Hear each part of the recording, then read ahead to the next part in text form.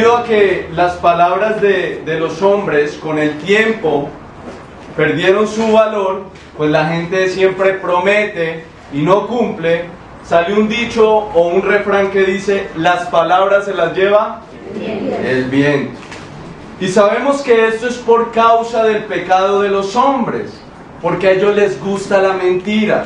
Ellos aman prometer y no cumplir. Y por eso, en muchos casos, los hombres tienen que autenticar sus palabras bajo juramento o por escrito delante de un notario, porque el hombre normalmente tiende a mentir, tiende a prometer y no cumplir. Pero saben, amados hermanos y hermanas, amada iglesia, las palabras de Dios no son así. Pues las palabras de Dios son verdad y no se las lleva el viento. Dice que puede pasar todo, y aunque toda esta tierra se la lleve el viento, sus palabras permanecerán, porque cielo y tierra pasará, mas su palabra no pasará. Teniendo eso en mente, quiero que me acompañen a Mateo capítulo 8. Teniendo en cuenta que la palabra de Dios es verdad y que va a permanecer para siempre, y todo lo que está en su palabra ha de cumplirse. Mateo capítulo 8, versículo 23. Y entrando él en la barca, refiriéndose a Jesús, sus discípulos le siguieron.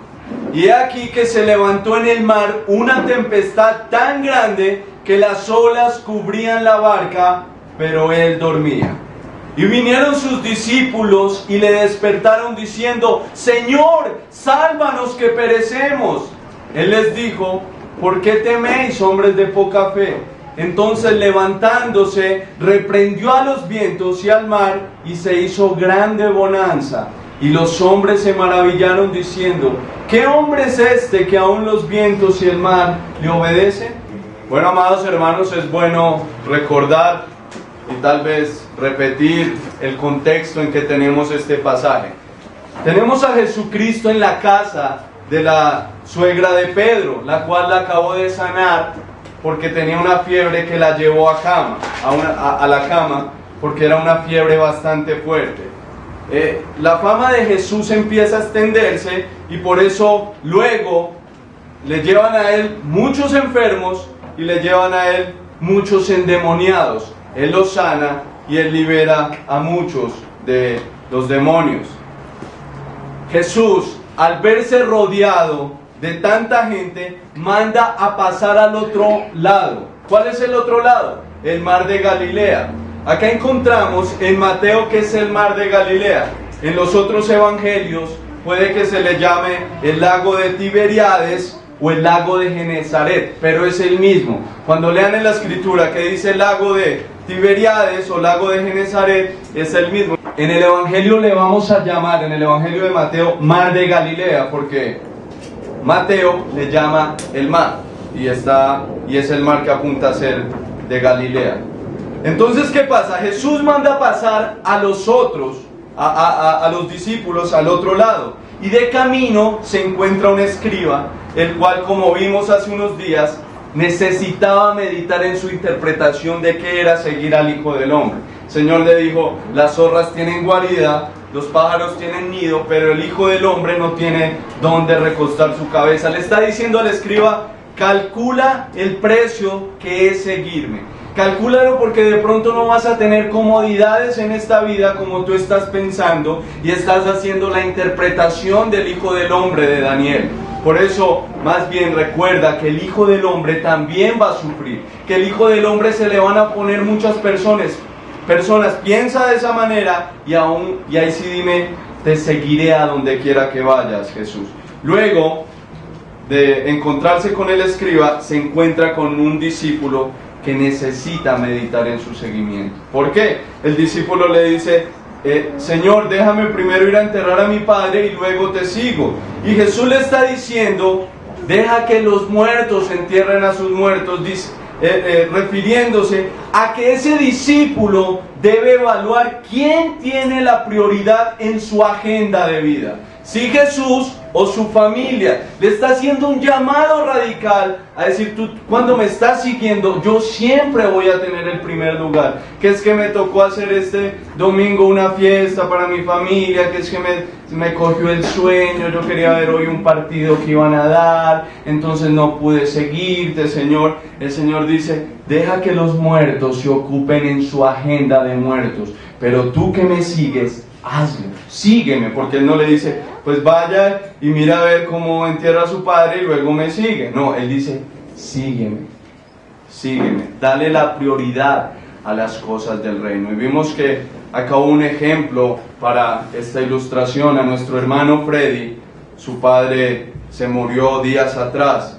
pero vimos cómo él siempre le dio la prioridad al reino. No que dejó de asistir al culto, no, pero aún en su entierro, aún en el entierro de su padre, él dijo, para mí primero está mi Señor y voy a aprovechar esta oportunidad para predicar el Evangelio. Es un discípulo que en todo momento tiene a Jesús en su mente, que en todo momento quiere a Cristo en su primer lugar. Puede que mi padre se haya muerto, pero en este momento es la oportunidad perfecta para predicar de mi Salvador y de mi Padre que está en los cielos. Ese es un discípulo que quiere seguir a Jesús mucho más allá que a un apego familiar.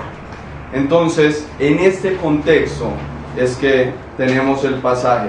El versículo 23 nos dice que entraron en él en la barca, y sus discípulos, ¿qué hicieron? Le siguieron. Sus discípulos obedecieron a su mandato y siguieron sus pasos, porque el verdadero discípulo para Jesucristo es tan valioso que, como ayer aprendíamos en taller de Biblia, Él no se pega de nada en esta tierra.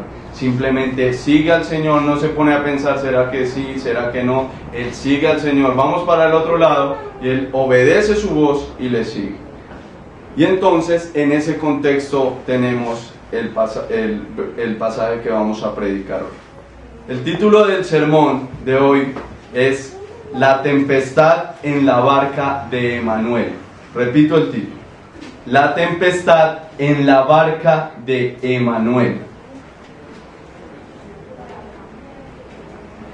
Y lo primero que quiero explicar es que cada uno de los que está aquí, más que todos los que acuden a taller de Biblia, pueden estudiar este texto en sus casas aplicando el esquema narrativo que hemos aprendido. Hay dos tipos de esquemas: el esquema piramidal y el esquema, a ver, los alumnos de taller de Biblia. No, quinario, donde una narración se divide en 5 partes. Pues este texto de Mateo 23 a Mateo 27 se puede dividir en 5 partes. ¿Y por qué lo digo? Está una situación inicial, que es como empieza el sistema quinario. Los discípulos entran en la barca, esa es la situación inicial. Luego sucede un nudo, empieza la tempestad. Luego hay una acción transformadora. Jesús reprende los vientos del mar. Hay un desenlace que pasa la tempestad y la bonanza, y hay una situación final. Los hombres se maravillan y hacen una afirmación. ¿Quién es este hombre que aún los vientos y el mar le obedecen? Ustedes pueden estudiar este texto en sus casas desde el esquema quinario. ¿Por qué lo digo? Para que le saquen más jugo al texto bíblico. Puede que yo haya pasado algunas palabras en la interpretación, puede que yo haya pasado algunas acciones como hemos aprendido los sábados, y ustedes se den cuenta, y aún si las encuentran me dicen: pastor, encontré algo espectacular en el texto desde el esquema quinario, me gustaría compartirlo. Y vienen y me lo comparten, y para la próxima exposición lo tendré en cuenta. Entonces, para que le saquen el jugo al estudio bíblico. Pero hoy vamos a ver el sermón en 3 puntos. Aunque hay una división de 5 puntos, quiero hacerlo en 3 puntos, porque me quiero enfocar en lo que pasa con la tempestad. Entonces, es el primer punto, el inicio de la gran tempestad. Pero si usted le puso la tempestad en la barca de Emanuel, pero los puntos les puse la gran tempestad porque el texto nos dice que no es cualquier tempestad. Pero por recordación no puse la gran tempestad en la barca de Emanuel, para que recuerden la tempestad en la barca de Emanuel. Entonces, tenemos un primer punto en el versículo 24, el inicio de la gran tempestad. Luego tenemos un segundo punto en el versículo 25 y 26, que es la reacción ante la gran tempestad. Y tenemos un tercer punto, que es la conclusión o afirmación o declaración después de la gran tempestad, que está en el versículo 27. Repito los puntos. El inicio de la gran tempestad, la reacción ante la gran tempestad y la conclusión después de la gran tempestad. Inicio, reacción y conclusión. Empecemos a desarrollar el primer punto, el inicio de la gran tempestad, versículo 24. Mateo 8, versículo 24. He aquí que se levantó en el mar una tempestad, ¿cómo? Tan grande, por eso le puse gran tempestad, que las olas cubrían la barca. Entonces vamos a ir a la escena. Los discípulos están en la barca y se levanta una gran tempestad. El mar de Galilea está rodeado de montañas. En un lado está el monte Hebrón y en otros lados están unos riscos bastante importantes de esta zona. Entonces, ¿qué pasa y por qué se arma la tempestad? El aire frío desciende de los montes, más que todo del monte Hebrón. ¿Y qué pasa? Esa corriente de aire frío choca con la corriente de aire caliente que sale de la cuenca del mar de Galilea. Entonces, cuando chocan, se arman las corrientes. Entonces, ¿qué pasa con esas corrientes? Pues que cuando hay ese choque, se vuelve algo impetuoso el mar. Y ahí es cuando azotan el mar con furia y produce olas bastante altas. Por eso es que en el mar de Galilea se da este fenómeno. Y uno se pone a pensar en este evento y empieza a meterse en la historia y uno dice, ese evento es bastante fuerte. ¿Por qué lo digo? Yo estuve en el mar de Cartagena. Hace casi que no conozco el mar, pero sé, por providencia Dios me dio la oportunidad. Y vi cómo las olas, que no son comparadas a las que están en este momento, cumplían un cometido muy especial, arrastrarlo a uno hacia el borde. Y estoy hablando de unas olas que me cubrían, y yo soy bajito, pero acá nos habla de unas olas que cubren ¿qué? La barca. No son cualquier tipo de olas. Son unas olas inmensas. Y si yo sentí terror, los que vieron por ahí, alguien subió una foto casi... Yo digo que estaba surfeando en las olas, pero ellos dicen que me estaba ahogando, no sé, toca que la vean. Lo más posible es que lo segundo. Yo digo, estos discípulos realmente estaban enfrentando lo que dice el versículo 24. Una tempestad tan grande que las olas cubrían la barca. Y esta semana me puse a ver videos como de olas y de tempestades en el mar. Incluso llamé a mi hermano y le dije, venga y se ve esta tempestad tan impresionante, filmada desde un buque. Los que saben, un buque es un barco muy inmenso. Nosotros vimos bastantes en Cartagena, eran muy grandes. Y esas tempestades en esos buques se veían terribles. Ese barco parecía de juguete con esas tempestades.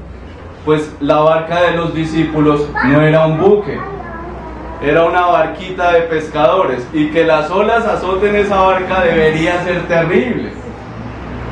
Ahora, posiblemente Marcos y Lucas nos dice que era de noche, Mateo no nos dice, pero si fue de noche fue más terrible.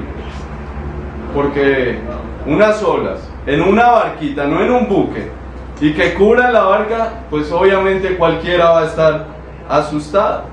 ¿Y qué podemos concluir de esta primera parte en la narración? Vamos a pasarlo en clave de fe. Y lo que pasa es que el hecho de ser discípulos no nos garantiza la ausencia de tempestades en nuestras vidas. Esto es lo primero que nos deja ver el texto. Porque, bueno, y son discípulos, ¿y por qué se levantó el mar contra ellos y se armó una tempestad? El hecho de que seamos discípulos no quiere decir que no van a llegar tempestades a nuestras vidas. ¿Por qué lo digo? Porque actualmente se escuchan a los engañadores religiosos decir: mira, si tú tienes fe en Jesús, todo va a marchar bien. Mira, si tú crees en Jesús, jamás te surgirá un problema. Ven a Cristo y Él arreglará todos tus problemas y tempestades. No, no es así. Esto no es bíblico. Si recordamos a Job, él tuvo muchas luchas y tempestades en su vida, empezando porque perdió sus 10 hijos en un solo día. Y ahí donde a nosotros se nos perdiera un solo hijo en un día.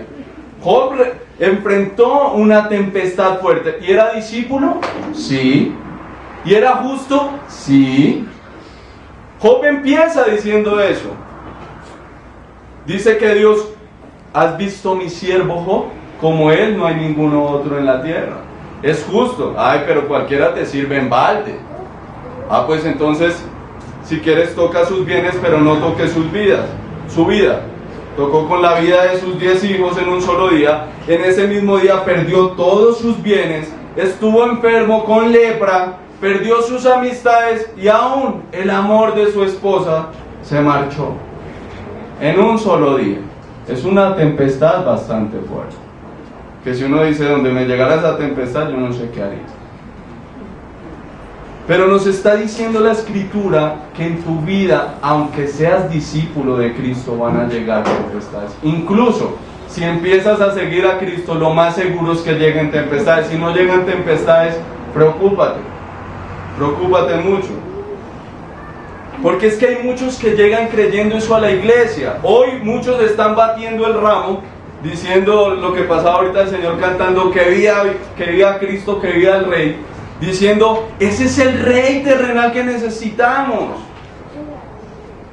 Y no nos va a pasar nada con ese Rey. Están batiendo ese ramo de lado a lado. Mañana, ¿cuál Rey? Pierden las deudas y que yo yendo a misa y más encima no pasa nada con mi vida. Y muchos llegan a la iglesia creyendo que Jesús es el que soluciona los problemas terrenales. Y luego, cuando suceden las pruebas, hasta ahí llega. Mateo nos informa más adelante, en el capítulo 13, que hay algunos que reciben la palabra con gozo. Pero ¿qué pasa? Viene la aflicción, viene la persecución y hasta ahí llega. Y muchos empiezan a preguntarse: ¿por qué me sucede esto a mí? Mira, entré al cristianismo y me empezó a ir todo mal. Bueno, Dios está haciendo algo en tu vida. Dios te está dando tempestades para ver si tú no eres de los que llega la aflicción, persecución, y hasta ahí llegas y te ahogas. Por eso a veces nos preocupamos con el pastor o con los líderes cuando las personas reciben la palabra con mucho gozo. Ay, sí, no, voy a entregar mi vida, voy a hacer esto y voy a ser misionero y voy a hacer esto, y uno: ay, Dios mío, ojalá sea real. Porque en esos momentos puede llegar una tribulación y es cuando realmente uno dice: como que no era creyente. No notó el valor de Cristo, que aún una tempestad es poco a lo que vale Cristo realmente. Entonces, ¿qué concluimos de este primer versículo? Ser un creyente no quiere decir que ya estamos libres de las aflicciones o tormentas de la vida. Eso es lo que nos deja ver el texto cuando llega la tormenta. Quiero que pasemos al segundo punto. La reacción ante la gran tempestad. ¿Cuál reacción? Pues de los que tripulaban la barca. Y en primer lugar vamos a ver a los discípulos. ¿Cuál es la reacción de los discípulos ante la tempestad? Al ver que la tempestad está fuerte, tal vez ellos, siendo pescadores expertos, trataron de controlar la barca. Y cuando ya vieron la cosa más grave, corrieron a Jesucristo y le dicen lo del versículo 25. Y vinieron sus discípulos y le despertaron diciendo ¿qué?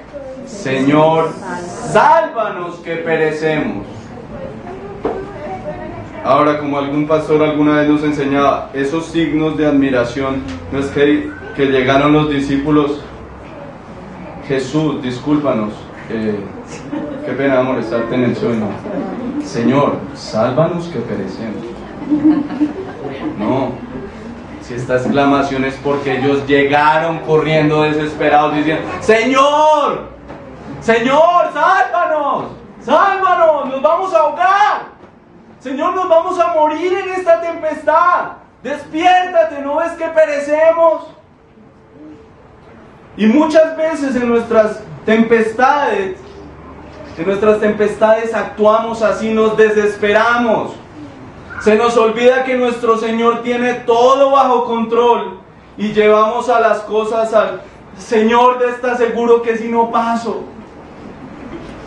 No, esta sí es la tormenta más terrible que ha estado en mi vida, pero ayer me dijo lo mismo en la otra. No, esta sí es terrible.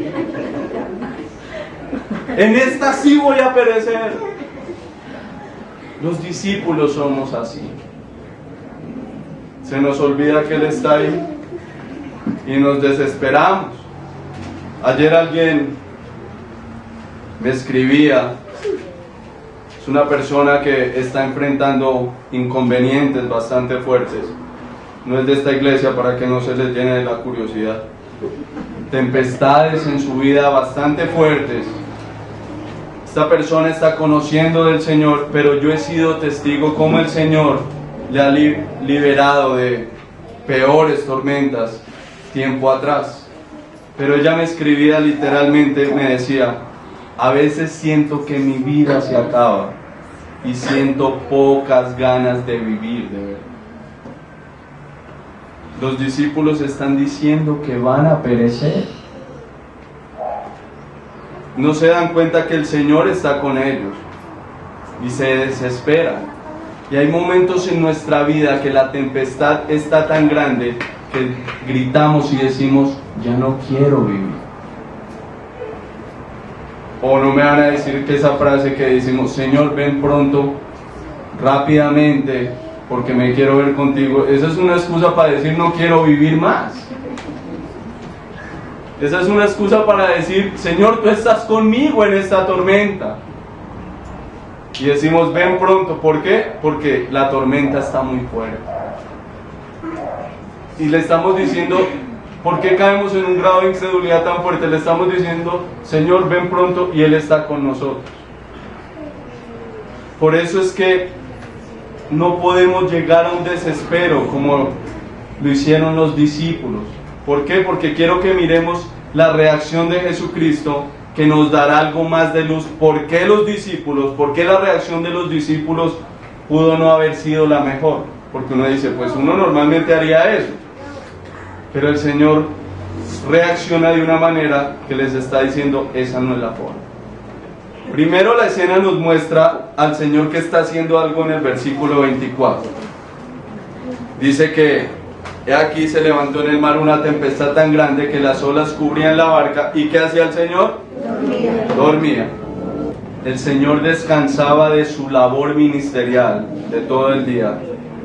Pero también nos está mostrando un Señor que es dueño de la naturaleza. Nos está mostrando un Señor que está por encima de los embates de esta misma naturaleza, de los ataques de esta misma naturaleza. Para Él no es ajeno lo que está pasando. El dormir de Él no significa que esté ignorando lo que pasa. Al contrario, Él está tranquilo y Él es el dueño de esa situación. Porque nuestro Señor es soberano. A Él no se le sale nada de control. Y alguien vio en esta escena a un pastor y encontró un atributo de Dios bastante hermoso. Y lo llamó la serenidad de Dios. La imperturbabilidad de Dios. Dios, ante los embates de la naturaleza, no pierde su juicio, se podría decir.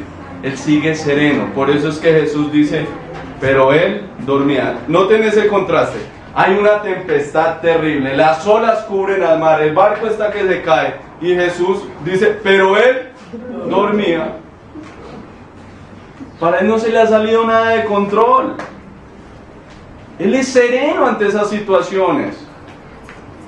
Incluso veamos la reacción de Jesús ante la petición de los discípulos. Vienen sus discípulos y le despiertan diciendo: Señor, sálvanos que perecemos. Y uno en ese momento se imagina a un Jesús simplemente hombre, a un Jesús que se levanta. ¿Cómo así?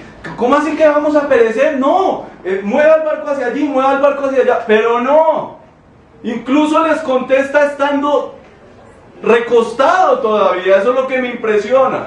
Mira lo que les dice: ¿por qué teméis, hombres de poca fe? Ahí está acostado, porque después dice que se levantó, pero ahí sigue acostado. Imagínate la situación. Tú le estás diciendo al Señor: Señor, sálvanos que perecemos, y él ahí acostado diciendo: ¿por qué temen, hombres de poca fe? Él sigue tranquilo ante esa situación, porque a él no se le sale nada de control. Amén. Aunque para nosotros los hombres las tormentas estén fuera de control, nuestro Señor soberano está tranquilo y sereno, porque su plan se va a cumplir tal como Él lo ha estipulado. Él en su decreto, nada se le va a salir. Como dicen en una secta, se podría decir que Dios no sabe qué va a pasar en el futuro y que nosotros debemos sorprenderlo cada día con nuestras actuaciones, porque Él no sabe qué va a pasar, lo que se llama el deísmo abierto. Pero no es así. El Señor tiene el control. Él sabe qué va a pasar de la eternidad pasada hasta la eternidad futura. A Él no se le sale nada de control, por eso Él puede seguir recostado, tranquilo, incluso regañándolos acostados, diciendo: ¿por qué teméis, hombres de poca fe? Es nuestro Señor. Imagínate los discípulos hacer lo mismo y ¿cómo así nos vamos a hundir? Ahí sí, no sé, ¿hay salvavidas? ¿Qué hacemos? ¿Vamos a perecer todos acá? No. Esto muestra cómo el Señor es soberano, y eso nos debe dar tranquilidad cuando vemos en el texto que el Señor sigue recostado, reclamándole a los discípulos. Cuando tú te encuentras: Señor, pero sálvame, porque es que estoy en una tormenta terrible, Dios, tú no sabes. Y que Él te conteste recostado, tú dices: bueno, Señor, yo confío en ti. Si tú sigues recostado y tú me dices: ¿por qué temo? Pues yo debo no temer. Y si me dices que eres hombre de poca fe, pues entonces me toca examinarme. Porque otra vez los discípulos están recibiendo esa sentencia del Señor que tal vez no les gusta mucho a los discípulos. Les está diciendo: hombres de poca fe. ¿Lo recuerdan? Pusilánimes.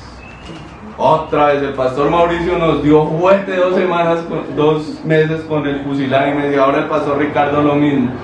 No, es el mismo Señor que les está recordando: hombres de poca fe. Y tal vez en ese momento en que escuchaste la exposición del pastor Mauricio saliste con victoria. Ahora sí voy a enfrentar todas las tempestades.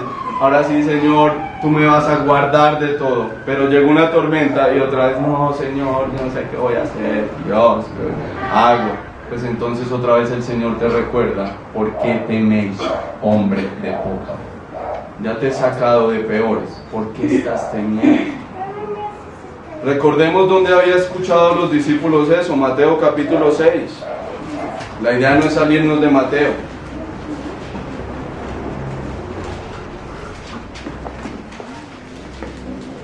El Señor está hablando del afán y de la ansiedad. Les está diciendo: no se afanen por su vida. Mateo 6:25. No se afanen qué han de comer, qué han de beber, ni por su cuerpo, qué han de vestir.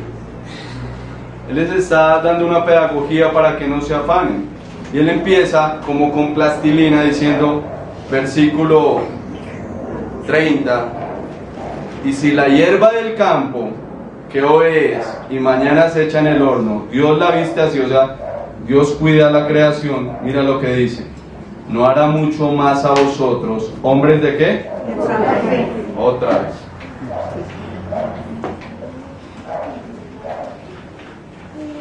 Cuando el Señor acá les está diciendo: ¿por qué teméis, hombres de poca fe?, yo creo que ellos tuvieron un shock en ese momento. Él ya nos había dicho algo de eso. Hagamos memoria. Bueno, no creo que el discípulo en medio de la tempestad, el Señor ya me había dicho eso.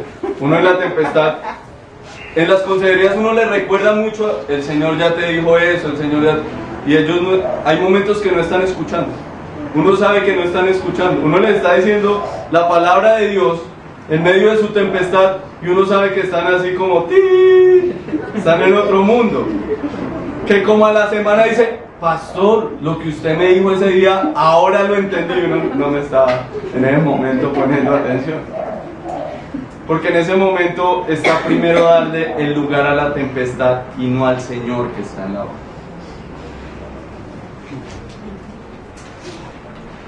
Imagínate, ellos, hombres de poca fe, el Señor ya nos había dicho que sí. Dios cuida la hierba. ¿Cuánto no más nos va a cuidar a nosotros, sus discípulos y sus hijos? Oiga, sí, ¿por qué estamos temiendo? Jesús le está diciendo, ¿por qué temen? Señor, pero si es una tempestad, ¿por qué temen, hombres de poca fe? Tú me sigues y vas a enfrentar tempestades. Pero acá viene lo importante. Pero recuerda que yo voy a estar contigo, te voy a cuidar y no te voy a dejar perecer. Esa es la primera respuesta para los discípulos.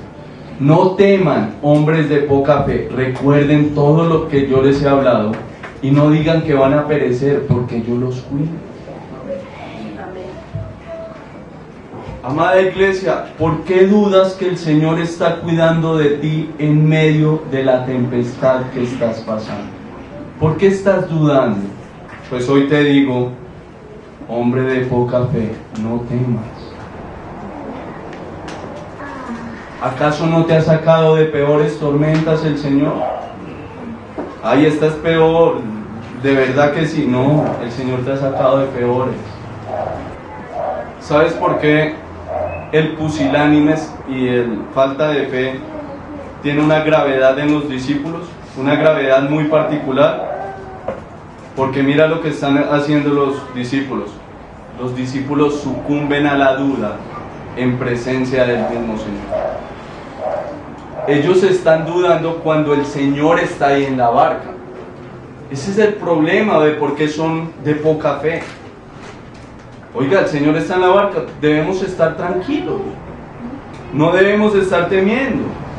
Hasta tal vez lo hubieran despertado diciendo, Señor, nosotros sabemos que tú eres soberano, controlas todo. Está pasando esta tormenta. Qué pena despertarte. A ver si nos ayudas. Pero el solo hecho de llegar, Señor, sálvanos, Señor. Amado hermano pusilánime, deja de dudar frente a la misma presencia de Dios en tu vida. Ya deja de dudar, no temas. El Señor dijo que va a estar contigo, tranquilo. Pero es que estás tranquilo. Cada vez que estés en una tempestad fuerte, recuerda esta escena. ¿Será que voy y despierto al Señor así? ¡Ah! ¿O será con calma le digo, Señor, yo sé que tú tienes el control, exalto tu nombre por eso? Sé que es difícil y se nos va a ir el resto de la vida entender, porque uno dice, no, después de esto los discípulos entendieron, no, el Señor les dice hombres de poca fe más adelante y les sigue diciendo y les sigue diciendo. Entonces mira lo que pasa, versículo 26, después de que les dice hombres de poca fe. Entonces, ¿qué hizo el Señor? Levantándose, reprendió a los vientos y al mar y se hizo grande bonanza. Para los que vienen a taller de Biblia, esta información no está puesta ahí como porque sí. Ay, Dios calmó la tempestad y Cristo y ya. Y Jesús calma las tempestades. No, esto tiene una carga teológica impresionante en Mateo. ¿Por qué? En Marcos y en Lucas ponen primero el calmar la tempestad y luego la reprensión a los discípulos. Entonces primero el Señor se levanta, calma a los discípulos, calma la tempestad, los vientos y eso, y luego sí les dice, ¿por qué temen, hombres de poca fe? Pero acá Mateo nos lo pone al revés. Él pone primero, ¿por qué teméis hombres de poca fe? Y luego hace una pedagogía con el calmar los vientos y el mar. Mateo nos quiere enseñar con este orden, porque Jesús pudo haber calmado la tormenta y después poner ahí versículo 27, y Jesús les dijo, ¿sí ven? Yo tenía todo bajo control, ¿por qué temo? Pero Mateo no lo hizo. Mateo puso que unos hombres se maravillaron. Pero ¿qué nos quiere enseñar Mateo con esto? Es un contraste fuerte, ¿por qué? Es un contraste frente a estos discípulos que dudan, ¿por qué? Porque Mateo ya viene dando una lección de obediencia a escuchar la palabra de autoridad del Señor. Si recuerdan, el centurión le dice, solamente di tu palabra y mi criado sanará. Yo soy un hombre bajo autoridad, solo que tú hables y yo te obedezco, y todos tus siervos te van a obedecer. Y el centurión que era un pagano. Mateo ya viene diciendo, mira, la voz de autoridad, aún un pagano la obedece. Y ahora mira este contraste acá. Ahora los vientos y el mar obedecen frente a la voz del Señor. ¿Puedes entender esto, lo que está pasando aquí? Los discípulos dudan ante la palabra de autoridad del Señor, y los vientos y el mar no lo hacen. Ellos obedecen y se quedan en silencio ante la voz de autoridad. Dice un autor, el mar de Galilea da una lección de obediencia a los discípulos vacilantes. Hasta el mar y el viento obedecen y descansan en su palabra. Y nosotros, que somos sus discípulos, nos la pasamos dudando. El mar de Galilea le está dando una lección de obediencia a los discípulos. Y tú lo puedes ver en todos los salmos. El agua no se sale, va hasta donde el Señor quiere. Pero un discípulo le dicen, descansa en mí. Ay, pero ¿será que sí? Los vientos y el mar no se pusieron. ¿Será que le hacemos caso a la voz del Señor? Él nos está mandando callarnos. No sigamos haciendo ruido. No dice, inmediatamente se hizo grande bonanza. Silencio. Entonces, ¿qué debería pasar en los discípulos? ¿Por qué teméis, hombres de poca fe? Y ya ante esa palabra deberíamos quedar en silencio. Pero muchas veces, ¿por qué teméis, hombres de poca fe? Ay, pero es que esto, pero es que esto, pero es que usted no entiende, pastor, mi situación. Es que es fuerte, ojalá se pusiera en mis zapatos, ojalá esto. Pero si los vientos y el mar se quedan en silencio, ¿cuánto más nosotros como discípulos? Pues que no confías en una palabra dicha con autoridad. En el mundo tendréis aflicción, pero confiad, yo he vencido el mundo. ¿No estás confiando en eso? No confías en cualquiera pues que oye mis palabras y las hace. Lo compararé con un hombre prudente que edificó su casa sobre la roca. Descendió la lluvia, vinieron ríos, soplaron vientos, vinieron contra esta casa tempestades y no cayó, porque estaba edificada sobre la roca. Si tu vida está edificada sobre la roca, no puede haber tempestad que te derrumbe. ¿Oyes las palabras del Señor y obedeces su voz? Normalmente cuando llega un caso de consejería donde Señor, sálvanos que perecemos, a mí me gusta recordarles algo. Les digo, ¿tú obedeces los mandamientos del Señor? Sí, claro que sí. Desde mi juventud los he guardado. No. Le digo, ¿sabes cuál es el mandamiento del Señor que más se repite? ¿Alguien lo sabe? ¿Nadie lo sabe? ¿Cuál? No temas. Si tú ves en la escritura, el mandamiento que más se repite es no temas. Entonces, cuando el Señor habla su palabra con autoridad, Y Él nos dice, no temas, ¿qué debemos hacer? Y no temer, y silencio. Debemos descansar en su palabra y no ser hombres de poca fe.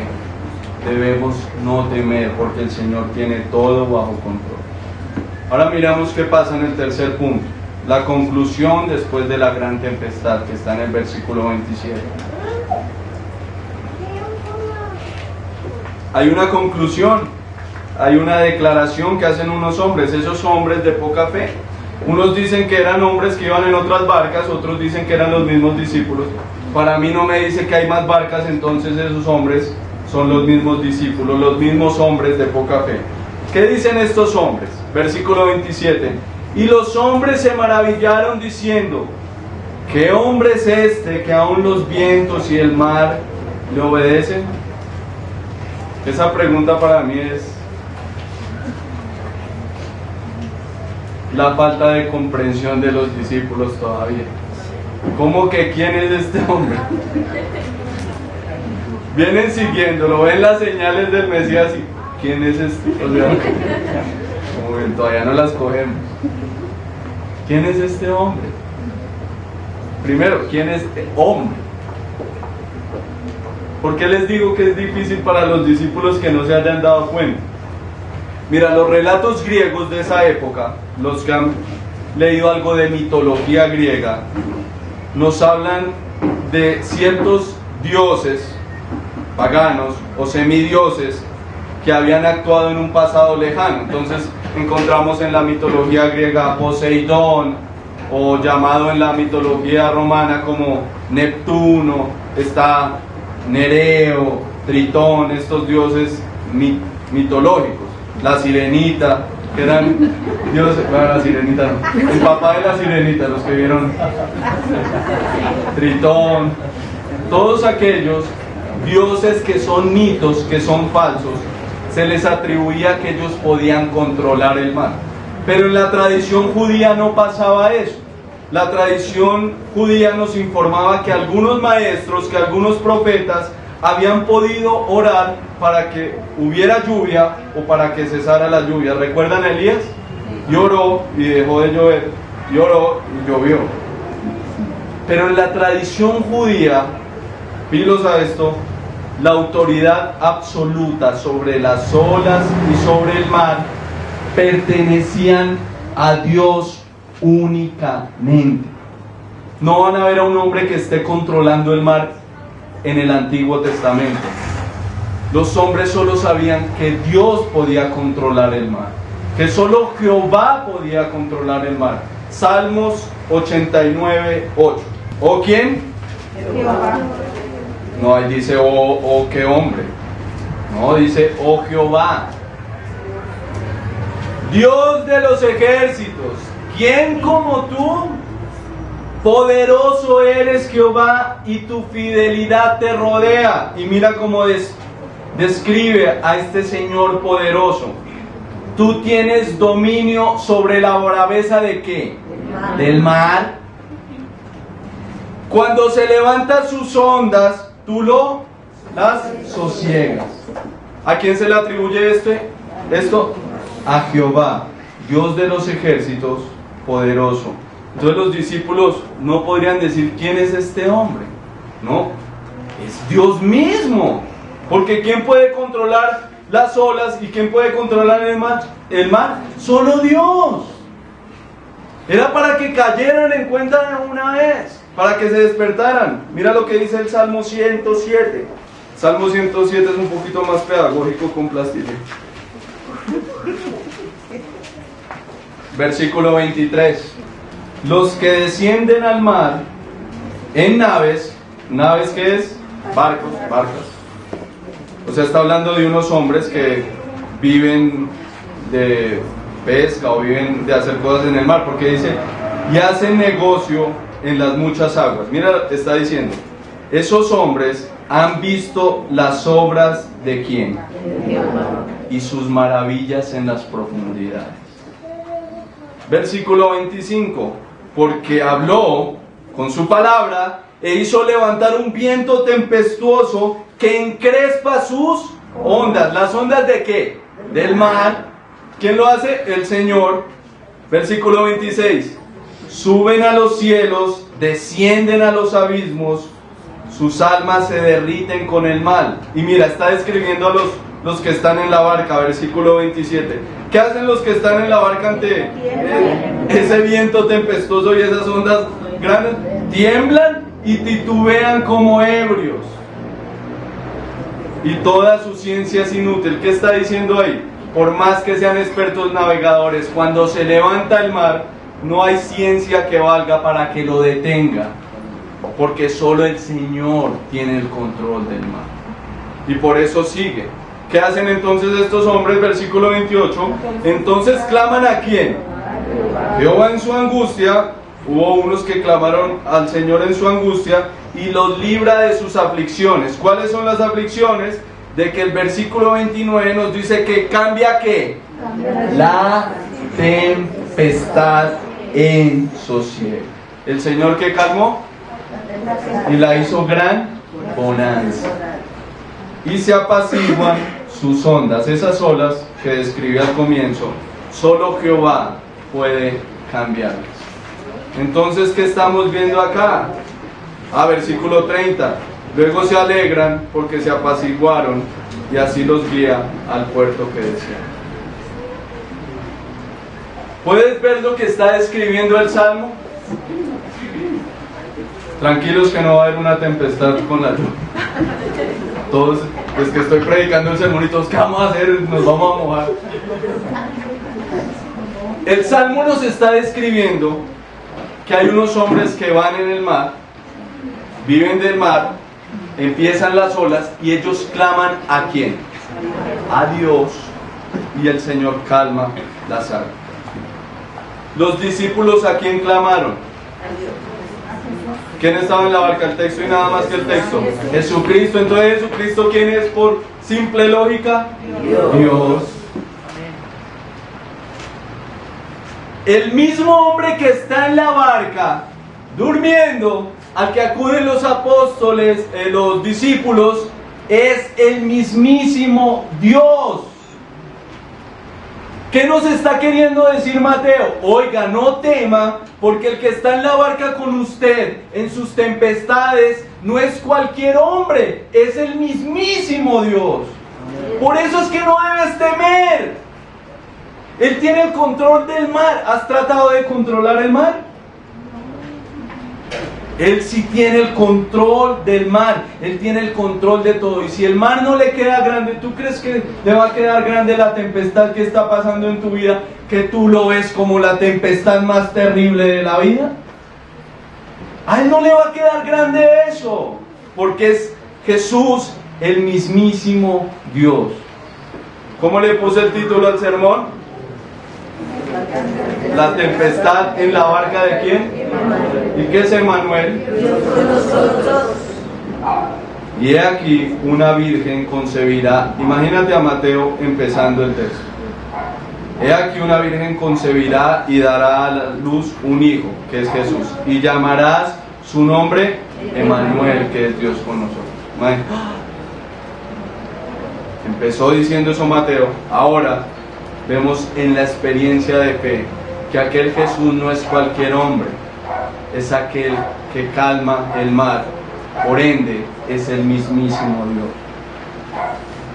Y Jesucristo nos dijo que en nuestra vida no nos dijo que no iban a haber tempestades. Al contrario, Él siempre nos estuvo advirtiendo la oposición, ¿lo recuerdan? Con el escriba y con el discípulo le dice, va a haber oposición. Les está diciendo constantemente, va a haber oposición. Pero ¿qué quiere ir más allá? También nos dijo, no se preocupen porque yo voy a estar con ustedes. ¿Y yo quién soy? Dios. Entonces, ante los problemas y tempestades de tu vida, debes recordar que el Señor te dijo que iba a estar contigo, que iba a estar con todos los discípulos. Mateo capítulo 28, versículo 19. Uno siempre, esta es la clave para ir a ser discipulados, pero lo deja hasta ahí. Mateo capítulo 28, versículo 19. Ese es el versículo que nos enseñaron para hacer evangelismo. Vamos a hacer un stop. Me toca predicar en el patio. Amados hermanos, como tenemos algunas contingencias con el techo, podemos correr estas dos filas hacia la derecha. Ahora que, o sea, hermano Leonila, si se puede poner aquí, se está pegamos todas las hileras de la mano derecha para que evitar bautismos.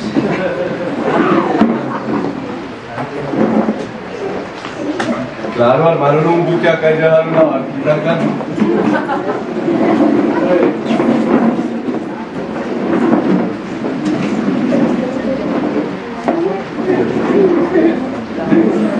Gloria a Dios que el mensaje de hoy nos habla acerca de tempestades. Pues si no. Entonces estamos en Mateo capítulo 28, versículo 19. Dice, por tanto, id y hacer ¿qué? Discípulos a todas las naciones. Acá empezó a todas las naciones, bautizándolos en el nombre del Padre y del Hijo y del Espíritu Santo. Y mira lo que dice el versículo 20. Enseñándoles que guarden todas las cosas que os he mandado. Y mira lo que dice el Señor frente a cualquier tempestad. Y he aquí, yo estoy ¿con quién? Con vosotros. Algunos días. Todos los días. Todos los días hasta el fin del mundo. Hasta el fin del mundo. Tranquilos, no dejemos que la lluvia nos distraiga. Traten de tener calma. Si alguien se está mojando la pierna o algo, crúcela, corran a un ladito, pero no dejen que eso se distraiga, nos distraiga. El Señor dice que está con ellos hasta el fin del mundo todos los días. Entonces, ¿por qué temer? ¿Por qué temer? ¿Por qué temer a unas gotas de lluvia en este momento? ¿Por qué temer ante las tempestades de nuestra vida? Si Él está con nosotros. La exclamación no es, Señor, vamos a perecer, sino la exclamación es, Dios, tú tienes todo bajo control. Y mientras tú estés conmigo, haz tu voluntad. ¿Qué me quieres enseñar con esto, Señor? Más bien ayúdame a aceptar tu voluntad en esta tempestad. Me impresiona que Pedro, que estuvo en esta barca, más adelante en su madurez, cuando escribe las cartas, dice que no se sorprendan si vienen pruebas. Dice que se alegren en esas pruebas. ¿Por qué? Porque esa prueba va a someter su fe. Y le dice que va a ser más preciosa del oro porque necesita pasar por el fuego para ser hallada en alabanza, gloria y honra cuando sea manifestado el Señor Jesús. ¿Qué está diciendo en este texto? Es, cuando vengan las pruebas, dile al Señor, en vez de decir, Señor, voy a perecer, di, Señor, ¿qué me quieres enseñar con esta tempestad? ¿Será que tú quieres aumentar mi fe? ¿Será que no te conozco lo suficiente? ¿Qué quieres enseñarme ante los problemas, ante estas pruebas? Yo sé que tú estás conmigo, pero entonces aumenta mi fe en creer que estás conmigo. Dice que los hombres se maravillaron, y el Salmo 107:31 dice que los hombres que reciben ese beneficio de ser calmado el mar alaban la misericordia de Jehová y sus maravillas para con los hijos de los hombres. Y el versículo 32 dice que exáltenlo en la congregación del pueblo y en la reunión de los ancianos lo alaban. ¿Qué está diciendo? Que después de recibir ese beneficio solo podemos exaltar a nuestro Señor. Cuando el Señor calme una tempestad en tu vida, alaba su nombre, da gracias por su misericordia y haz un examen. Señor, ¿qué aprendí con toda esta prueba? ¿Qué aprendí con esta tempestad? Perdóname por perder el control en momentos. Aunque eso siempre lo decimos, Señor, perdóname por perder el control, no va a volver a pasar. Viene otra prueba y ¡ah! Eso pasa, nos dice, hombres de poca fe, hombres de poca fe. Quiero dejar unas aplicaciones y quiero hacerlo en el contexto de comunidad. Saben que en Nueva Generación nos preocupamos por que tengamos una mentalidad comunitaria, no individual siempre, porque nosotros somos un pueblo, nosotros somos la iglesia, No somos cristianos que somos individuales y escuchamos prédicas el domingo en internet y nos apartamos del mundo y no estamos conviviendo con los demás hijos. Dice, alábenlo en la congregación. Por eso quiero dejar una aplicación comunitaria. Recordemos que el Evangelio de Mateo fue escrito entre el año 70 y 70 después de Cristo. ¿Dije dos veces 70? 60 y 70 después de Cristo. Y recordemos que la iglesia estaba siendo muy perseguida en esos momentos. Y que también iba a recibir muchas persecuciones. Después viene lo de el ataque contra el templo de Jerusalén, y Domiciano viene y persigue a todos los creyentes. Estaban pasando por una tempestad muy fuerte, y Mateo escribe eso en clave de fe y deja esta historia para animar a todos aquellos que estaban siendo perseguidos en la iglesia, para que descansen que el Señor está con ellos. Quiero que en esta aplicación hagamos esa lectura desde la perspectiva eclesial. Quiero que miremos Mateo 8:26 en la tempestad, pero desde el contexto en que está Mateo hablándole a la iglesia, los lectores reales en ese momento. Él les dijo, ¿por qué qué? Teméis, hombres de poca fe. Entonces, ¿qué? Levantándose, reprendió a los vientos y el mar, y se hizo gran bonanza.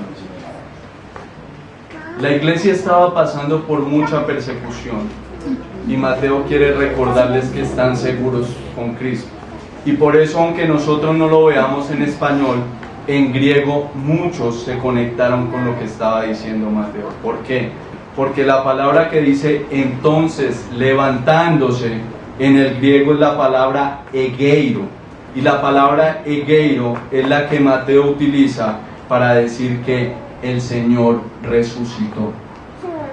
Cuando está diciendo ahí entonces levantándose, es la misma palabra que Mateo utiliza para decir entonces Jesús resucitó. ¿Qué le está diciendo a la comunidad matiana? Ustedes tienen persecuciones, ustedes tienen tribulaciones, pero recuerden que nuestro Señor la tumba no lo venció, porque Él es un Dios soberano y Él resucitó. Ten la seguridad, iglesia, que frente a las tempestades y las persecuciones que vengan contra la iglesia, nuestro Señor Jesucristo resucitó y está con nosotros. Amén. Porque Él es Emmanuel. Y si no lo detuvo la muerte, como les dije, no va a permitir que la barca perezca por una tempestad. De que llegamos al otro lado, llegamos. Porque ahí sigue el texto, no dice, y los discípulos perecieron en la tempestad, todos. No dice que llegaron a Gadara. Si el Señor nos dijo que vamos a llegar a un puerto seguro, es porque así es. ¿Y por qué? Porque el Señor no es solo dueño de la barca, no es solo dueño de los vientos del mar, sino aún es dueño del puerto a donde vamos a llegar. Y Él va a utilizar todos esos vientos, todas esas tempestades para encaminar a su iglesia para donde quiere que Él vaya. Es así. Sea voluntaria o involuntariamente, Él lo va a encaminar para que lleguemos a ese puerto. Por eso cuando lleguen tempestades, Señor, tú sabes por qué la enviaste. Descansemos en eso. También quiero que en segunda aplicación miremos cómo Pablo enfrentó una situación similar y saquemos de ahí una enseñanza bastante fuerte. Segunda carta a los Corintios, capítulo 1. Por causa del tiempo, en sus casas repasen lo que pasa en Hechos 27. En sus casas. Porque Pablo pasa por una situación similar. Él va por Asia. Ya los que vieron el mapa de Camilo nos explicó dónde era Asia. Y se levantaron tormentas y tempestades. Ahí en Hechos 27 dice, se levantó una tempestad contra el barco. Y mira lo que dice 2 Corintios capítulo 1, versículo 8. Porque hermanos, no queremos que ignoréis acerca de nuestra tribulación que nos sobrevino en Asia, pues fuimos abrumados sobremanera más allá de nuestras fuerzas. Y mira lo que dice el león de Cristo. Mira lo que dice Pablo, un hombre de fe. De tal modo que aún perdimos, ¿qué? de conservar la vida. El que había dicho, para mí el vivir es Cristo y el morir es ganancia, perdió la esperanza de conservar la vida. Entonces, si estás pasando por tempestades y has perdido la fe, mira que otros hombres de Dios también pasaron y no te sientas tampoco y te empieza a dar látigo. Pero mira lo que hace Pablo. Pero tuvimos en nosotros mismos sentencia de muerte para que no, ¿qué? Confiásemos en nosotros mismos. ¿Qué pasa en las pruebas? Muchas veces confiamos en nosotros mismos. ¿Y qué dice el Salmo? La ciencia es inútil frente a esa tempestad. Entonces, ¿qué debemos hacer? No vamos a confiar en nosotros mismos, sino en Dios que resucita a los muertos, aquel que se levantó. Y mira lo que dice en un pasado, presente y futuro. El cual nos, ¿qué? Libró, el cual en nuestro presente nos libra, y en quien esperamos que aún nos de tan gran muerte. Siempre estaré con ustedes. Por eso es el Emanuel. Te libró, te está librando y te va a librar de tan gran muerte. Por eso es el Emanuel. Porque está con nosotros. Por eso es el Emanuel, porque no nos va a dejar solos. Y Pablo saca una aplicación de todo lo que recibió. De ahí, versículo 3. Bendito sea el Dios y Padre de nuestro Señor Jesucristo. Vamos a hacer un ejercicio ahí de observación. Padre de misericordias y Dios de toda consolación, el cual nos en todas nuestras tribulaciones, para que podamos también nosotros consolar a los que están en cualquier tribulación por medio de la consolación, con que nosotros somos consolados por Dios. Porque de la manera que abundan en nosotros las aflicciones de Cristo, así abunda también por el mismo Cristo nuestra consolación. ¿Qué está diciendo Pablo? Vino la tempestad, recibí ayuda del Señor, fui consolado por el Señor, y esa tempestad me sirvió una experiencia de fe para consolar a otros que están en tempestad. Por eso lo hago de manera comunitaria. Si sufriste una tempestad y el Señor te sacó de ahí, no te la guardes, consuela a otros. Si ves a alguien que está en tempestad, dile, mira, yo sé que estás pasando por algo duro, pero yo también pasé por una tempestad, pero el Señor me consoló. Así crecemos como comunidad. Consolados para consolar. Consolados para consolar. Y por última aplicación para aquellos amigos que nos visitan hoy, que tal vez no conocen de Cristo, que en sus vidas el Señor no está presente, que tal vez hoy sea solo una asistencia eclesial porque es Domingo de Ramos y no haya nada que hacer, se cansan de las películas de Semana Santa y tal vez se esfuercen por venir esta semana y ya están a paces con Dios y piensen que por venir en este momento van a tener el resto de paz en sus vidas. Les tengo unas noticias. No es así. Dice un cántico que hacemos acá: los vientos, las olas oirán su voz, séala. Esa paz es para los discípulos de Cristo. Si tú no tienes a Cristo, no esperes paz. No esperes la paz que sobrepasa el entendimiento de los seres humanos. Solo aquellos que están en la barca de Cristo son los que pueden escuchar, sea la paz contigo. Por eso, si no conoces de Cristo, un llamado a ti es que si estás en medio de tempestades y tormentas, deja de tratar de salir con tus fuerzas. Deja de pensar que tus obras te van a sacar de ahí. Solo Cristo te puede salvar de perecer. Solo Cristo puede calmar aquellas tormentas y tempestades que llegan a la vida del hombre. Y el tormento más grande, ese tormento, dañaron la vida, dañaron la palabra tormento. La tempestad más grande que puede tener un ser humano es el pecado. Arrecias tormentas contra mi alma, dice el canto. El pecado acecha mi alma. Y el único que te puede librar de esa tempestad no vas a ser tú mismo, sino Cristo, aquel que calma todas las tempestades de los hombres. Tempestad en el alma, no tempestad terrenal. Puede que vengas y empiecen las tempestades terrenales, pero mientras tengas al Emmanuel, seguro estás de que llegarás al puerto.